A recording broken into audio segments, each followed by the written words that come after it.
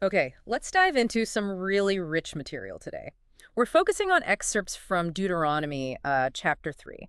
Right. This chapter really throws us into a critical moment for the Israelites. Mm.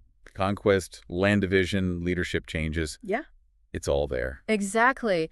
They're right on the edge of the promised land, dealing with things east of the Jordan first. It's quite a packed sequence of events. It absolutely is. It acts as this vital link, doesn't it?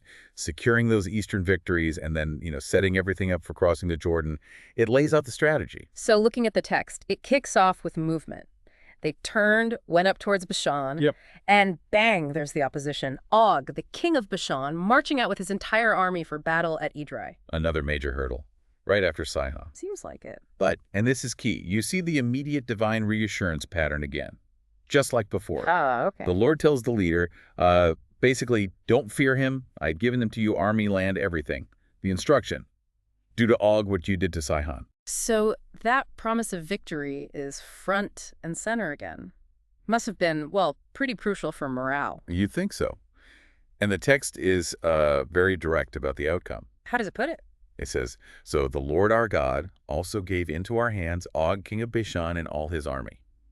Simple as that. And the fighting. We struck them down, leaving no survivors. It's presented as, utterly decisive, God-given victory. Wow, okay. And the scale of this conquest, it sounds massive when you look at the specifics in the text. All of Og's cities. Every single one. The text really hammers this home. It says, there was not one of the 60 cities that we did not take from them. 60 cities. The whole region of Argob, Og's kingdom in Bashan, 60. Were these like just small settlements or? No, and that's another important detail the text includes. All these cities were fortified with high walls and with gates and bars. Ah, so heavily defended. Right. And there were also a great many unwalled villages. So taking these wasn't a walkover. It underlines the sheer size of the achievement. And the approach towards the inhabitants. Was it the same as with Sihon's kingdom? Yes, the text draws that parallel explicitly. We completely destroyed them, as we had done to Sihon, king of Heshbon, destroying every city, men, women, and children.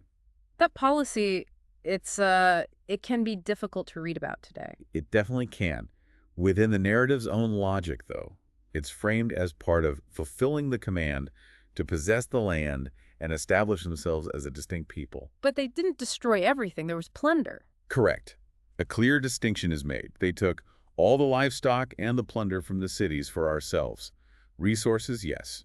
People, no. Okay, so with Sihon and now Og defeated, what's the overall territory they've secured east of the Jordan now? At this point, yeah, they've taken that whole stretch of land east of the Jordan River. It runs from the Arnon Gorge way down south, all the way up to Mount Hermon in the north. Taken from those two Amorite kings. Exactly, Sihon and Og. And Mount Hermon, the text gives it a couple of different names, doesn't it? That's kind of a neat little detail. It does. Yeah, it mentions the Sidonians called it Syrian, and the Amorites called it Sinier. Just a little flavor of the region's history and peoples. Right. And the text is specific about the areas included in this conquest, too. Like what?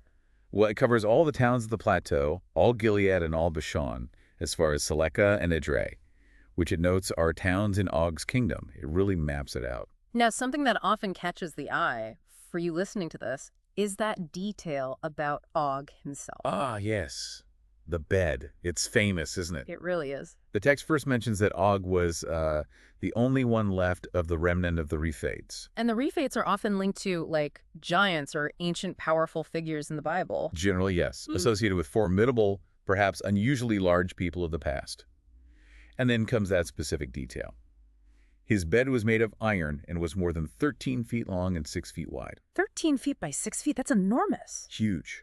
And it adds, it is still in Rabbah of the Ammonites, like a known artifact. What's the significance of including that, do you think? Is it just a strange fact? I don't think it's just trivia, no. It's likely there to emphasize the nature of the enemy God helped them overcome. Okay. By connecting Og to the Rephates and highlighting his giant bed, the story underscores that these weren't minor chieftains they defeated. These were legendary, powerful figures. Right. It makes the victory seem even more miraculous. Exactly. It reinforces the idea that Israel's success wasn't down to their own strength, but to God's power overcoming even these sort of larger-than-life opponents. It magnifies the divine intervention. That makes sense. Turning a seemingly odd detail into a point about the narrative's message. Okay, so huge territory conquered. What's the next step according to the text? Does it happen right away? Yes, the text moves straight into the distribution. At that time, it says, we took possession of this land.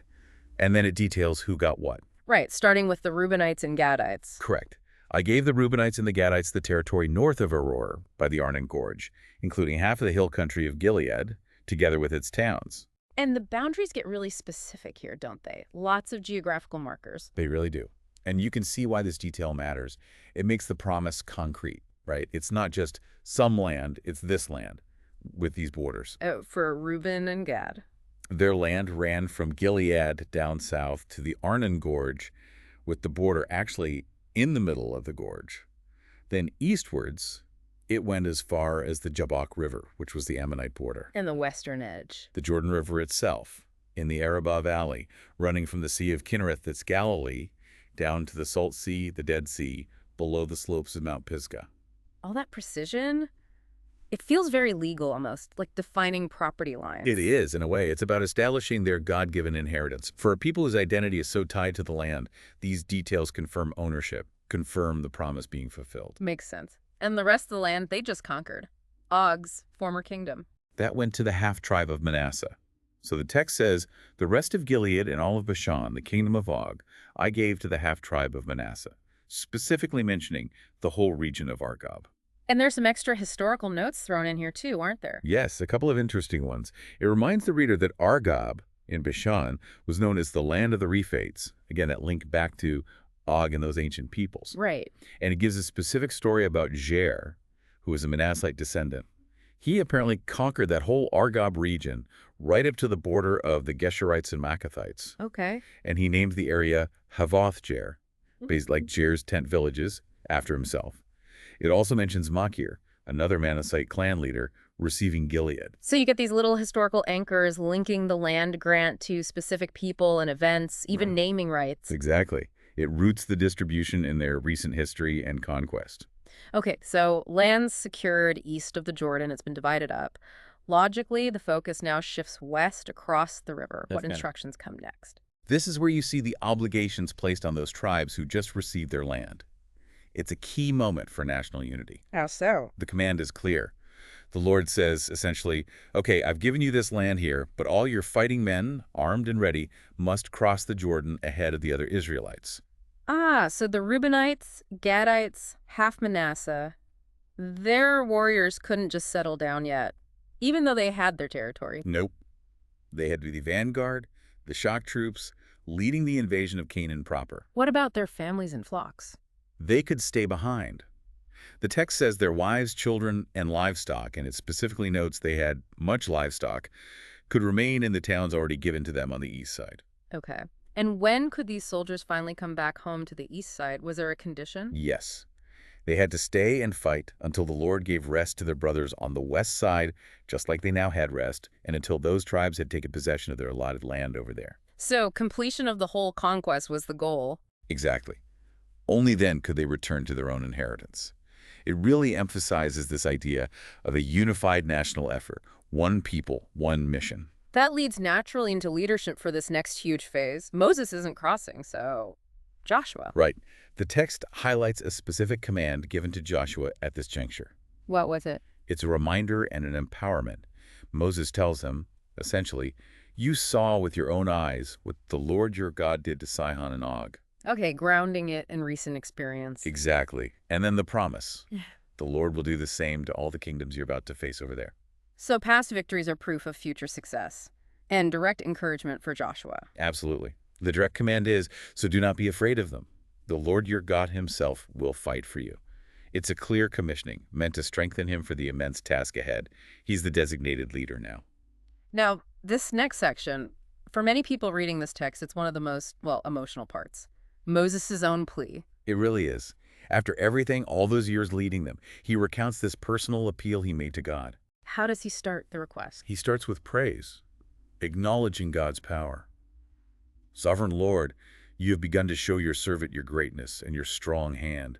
What God in heaven or on earth can do deeds and miracles like yours? Laying the groundwork, acknowledging who God is. Precisely. And then comes the plea itself. Let me go over and see the good land beyond the Jordan. the fine hill country in Lebanon. It sounds so simple, doesn't it? After leading them right to the doorstep, he just wants to step across and see it. Just to see it. But the response he recounts receiving is blunt. Yeah, it's quite stark in the text. The Lord's reply, as Moses relates it, was, "That is enough. Do not speak to me any more about this matter."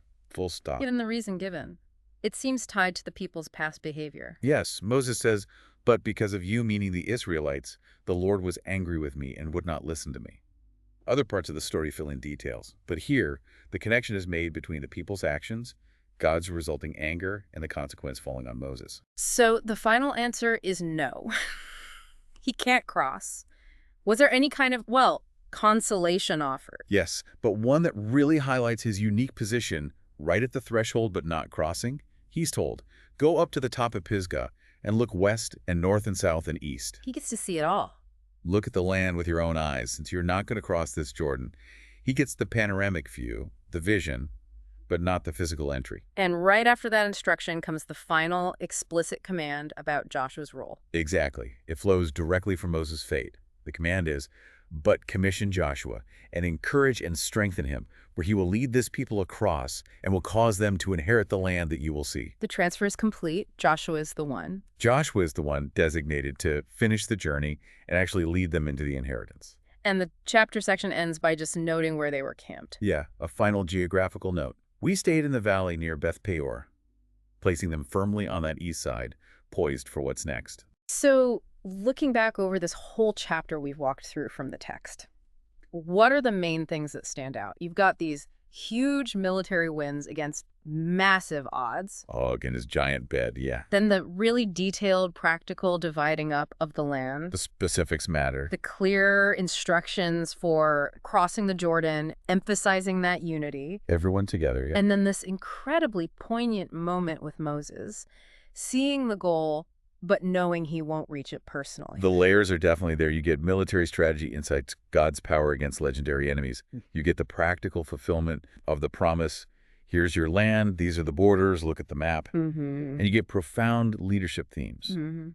The necessary transition to Joshua, divinely ordained, contrasted with Moses' personal limitation right at the very end of his journey. It really makes you think, doesn't it, about how sometimes the person who leads for the longest time, who does all the groundwork, isn't the one who gets to, cut the ribbon or walk through the final door. Someone else is prepared and commissioned for that specific final step. It's a fascinating interplay between the collective destiny of the people and the individual path, or maybe the individual boundaries set for key figures. Yeah, exactly. So maybe something for you to think about, reflecting on that dynamic shown right here in this text.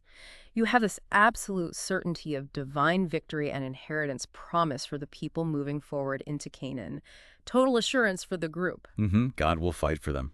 But that's set right alongside this very personal, very final boundary placed on Moses, their leader, for decades. He sees it, but from afar. What does that specific tension right there in the text suggest to you about leadership, about fulfillment, and maybe about how collective goals and individual journeys sometimes align and sometimes don't?